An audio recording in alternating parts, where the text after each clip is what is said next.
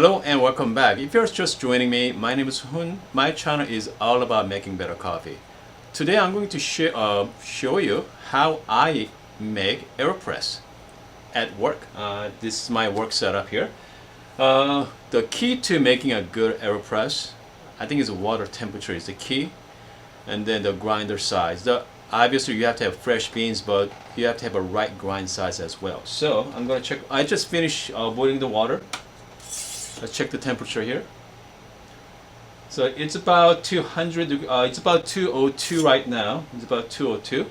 So what I'm gonna do is I'm gonna prepare my Aeropress. By that time, you should cool down to around 198 degrees. So let's get going. First, we need to grind some beans. I'm gonna be using 15 gram.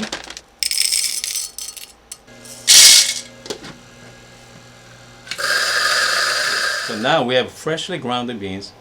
Smells really good. The key, the grinder size, the grind size, you want to be between the grind size between like espresso and drip coffee. So you want to be like the between, somewhere around there. So that's something you have to play with. And then the next thing I'm gonna do, I take the Aeropress filter, place it, and then I'm gonna wet it. I like to kind of wash out the flavor. We are going to use the invert method. So you can do regular this way, or you can do invert this way as well. So I'm gonna do invert method. Let's check the water temperature here. So it's about 198, 199, perfect. So water temperature is great. I'm going to put the beans in it. So 15 gram. We are going to use a scale. First, I'm going to pull 30 gram of water. We are going to bloom it.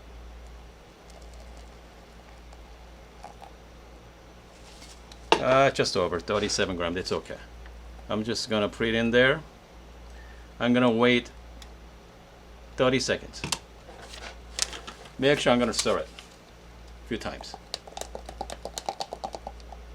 Okay, after 30 seconds, I'm going to put rest of water in, 225 grams of water. So actually total of 225 grams of water. So that's what we are looking for, 225. And I'm going to stir a couple times. And I'm going to wait another minute. Okay, so now it's about time. I'm going to stop the time. I'm going to put back in the cap, and then I'm going to move the excess air slowly. I'm going to start squeezing out the coffee. So this one, you don't want to force it. You just kind of like put it in there and just nice and slow. Just do the weight of my hands works.